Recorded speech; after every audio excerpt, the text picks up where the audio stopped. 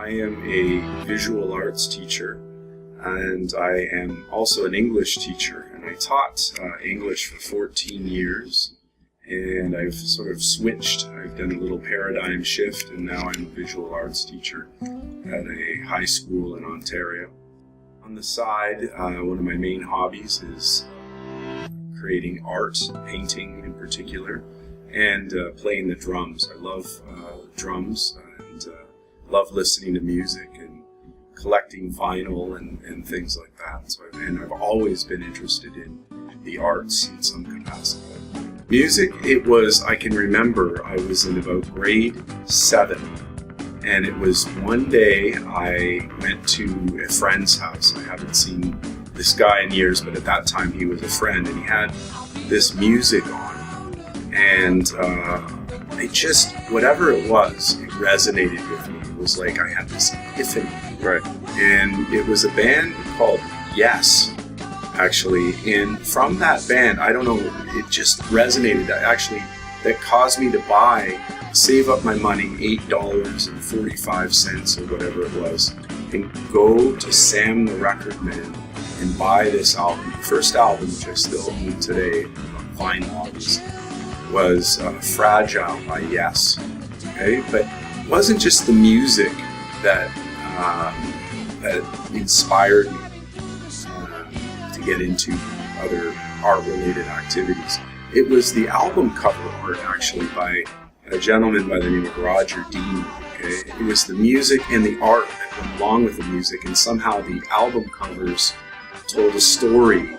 It basically made me who I am, as quirky as that is. Basically, up until about grade 12, I had no idea what I wanted to do. Certainly, music and art was in my life. But I knew that those two pursuits, and basically sacrifice a lot of things in my life to do those things, art and music.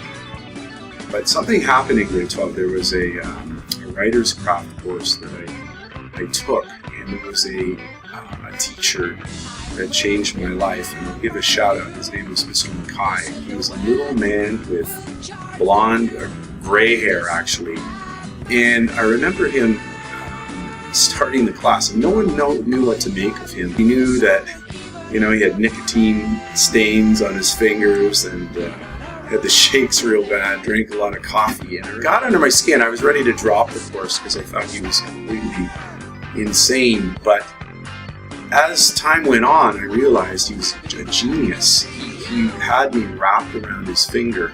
I wasn't really interested, nor was I a literary person at that time. And he was my interest in reading. Reading became a big part of my life at that time. And I thought, man, if I could have the power to inspire students like he did, and I knew how he did it. It was all by positive reinforcement. He made me feel like $1 million every time I came in there. Now, I didn't know this at the outset, but by the end, I was really sad that the course had ended, and that was the time when I thought, okay, I want to do this. I want to be a teacher. I want to be, if I can inspire one person, that would make my life better. I remember being out at a restaurant, and I looked over, and there was this family, a parent and 2 children. And I realized that these children were being fidgety, and the parents were getting sort of upset with the children. They didn't know how to deal with them. I watched the interaction between parent and child, and I saw that the parents gave them a device to occupy their time. Instead of the human interaction, they gave the child a device. And that's when I realized that the human touch or the human element has sort of faded from people. And I think that's a shame that, a lot of parents have sort of lost touch with that. Instead of, dealing with a problem or, trying to positively reinforce a child, they just simply give a child a device to divert the problem. And the problem never gets solved. And I think that is our problem. And through that, being on a device constantly, constantly clicking to the next thing, I think society is losing patience. There are problems in life, You know, they're going to come, and life is a bunch of unfortunate mishaps. I really believe that there's a lot of things that can change your life. And I think when you're going through the smiles, right, you got to enjoy those times.